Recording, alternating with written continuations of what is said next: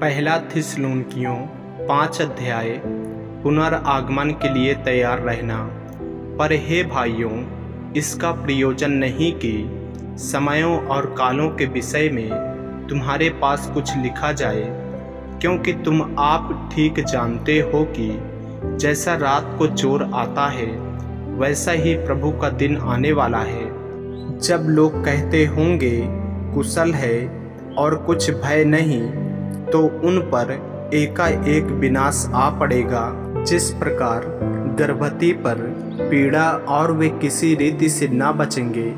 पर हे भाइयों, तुम तो अंधकार में नहीं हो कि वह दिन तुम पर चोर के समान आ पड़े, क्योंकि तुम सब ज्योति की संतान और दिन की संतान हो।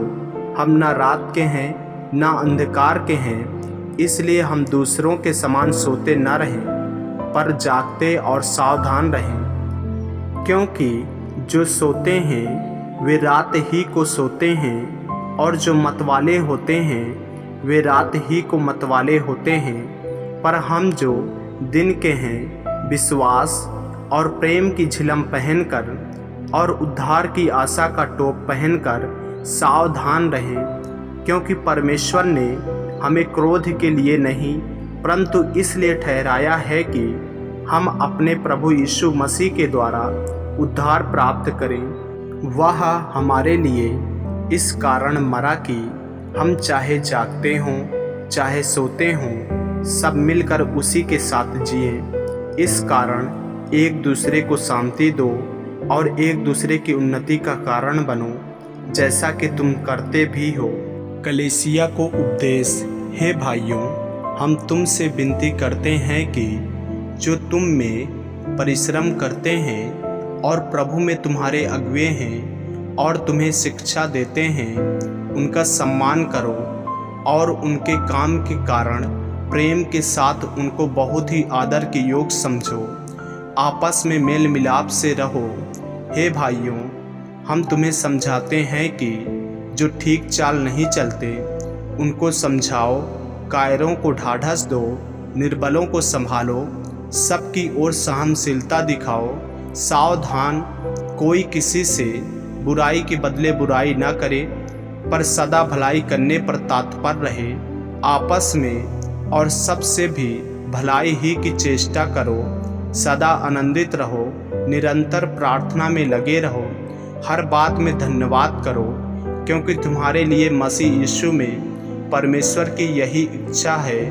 आत्मा को न बुझाओ, भविष्यवाणियों को तुच्छ न जानो, सब बातों को परखो, जो अच्छी है उसे पकड़े रहो, सब प्रकार की बुराई से बचे रहो। आशीर्वाद शांति का परमेश्वर आप ही तुम्हें पूरी रीति से पवित्र करे, और तुम्हारी आत्मा और प्राण और देह हमारे प्रभु यीशु मसीह के आने तक पूरे पूरे और निर्दोष सुरक्षित रहे। तुम्हारा बुलाने वाला सच्चा है और वह ऐसा ही करेगा। हे भाइयों, हमारे लिए प्रार्थना करो। सब भाइयों को पवित्र चुम्बन से नमस्कार करो।